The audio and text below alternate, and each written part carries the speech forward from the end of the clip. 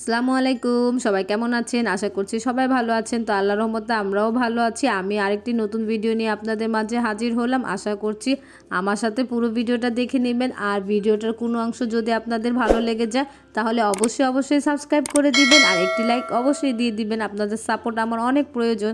তো আজকে সকালই হচ্ছে পোলাও আর গরুর মাথা রান্না করে ফেলেছিলাম, কারণ আজকে আমার অনেক কাজ আছে।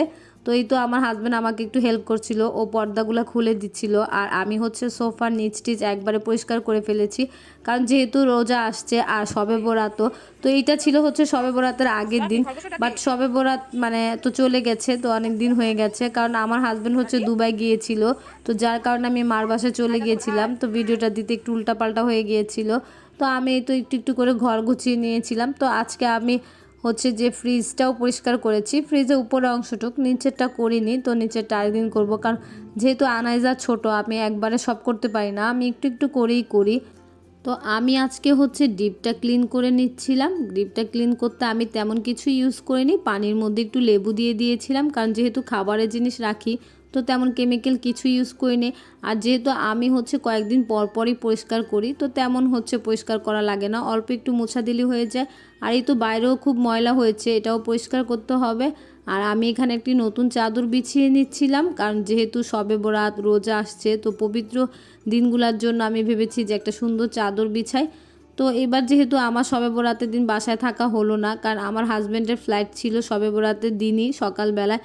তো ও হচ্ছে কালকে যেমন চলে যাবে দুবাইয়ের জন্য। তো আজকে এবারে মানে শবে বরাতটা আমাদের হচ্ছে একাই করতে হবে জীবনে, মানে বিয়ের পরে জীবনের প্রথম যে শবে বরাতে ও নাই বা ও থাকবে না, এটা চিন্তা করে আমার খুব খারাপ লাগছিল ওই সময়টা।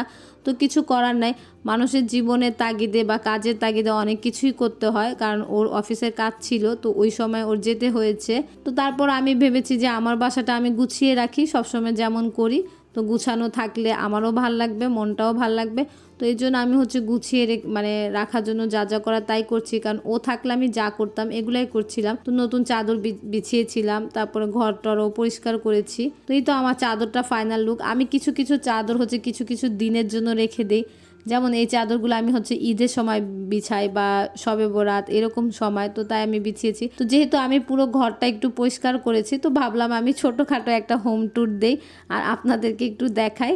তো এই তো আমাদের বাসার হচ্ছে ঢুকতেই হচ্ছে এই প্রথম হচ্ছে ডান দিকে আমার রুমটা পড়ে, বেডরুমটা।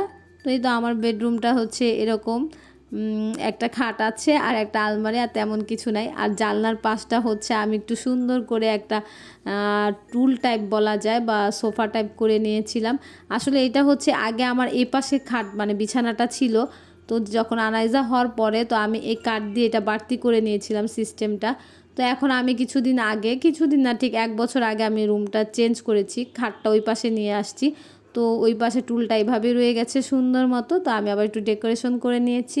আর এই তো এটা হচ্ছে আমার শু র‍্যাক, তো এটা ঢুকতেই বাম দিকে, কারণ যেহেতু একদম দরজা থেকে বের হওয়া বা ঢোকার সময় শু র‍্যাকটা রাখা উচিত, তো আমি ওইভাবে রেখেছি। আর যে ক্যাটটা দেখলেন ওইটার ভিতর হচ্ছে আমার হাজব্যান্ডের সব ওষুধ থাকে।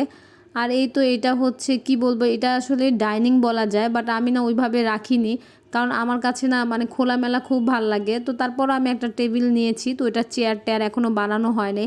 আমার বাবার একটা শপ ছিল, তো ওইখানে এই মানে মার্বেল পাথরের টেবিলটা ছিল, তো আমি নিয়ে আসছি। আমি ভেবেছি যে একটু ডিজাইন করব।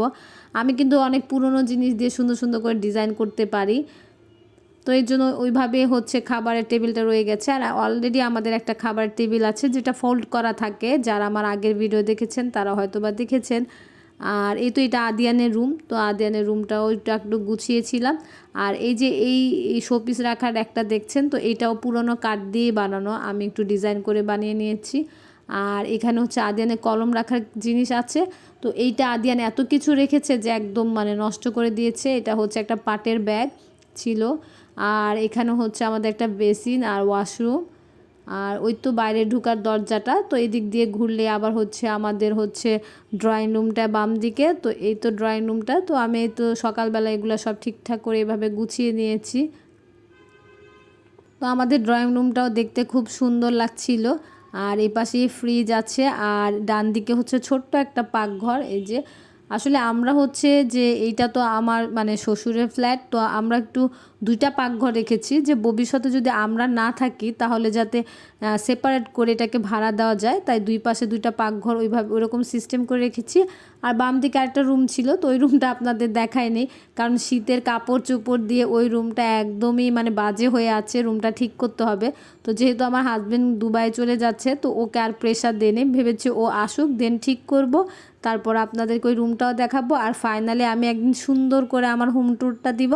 আজকে হচ্ছে এমনিই দিলাম যে জাস্ট মানে যা যা একটু পরিষ্কার করেছি তাই আপনাদেরকে একটু দেখালাম। আর এই তো ডান দিকের রুমটা, তো এটা তার নিয়ে গেলাম না আপনাদেরকে।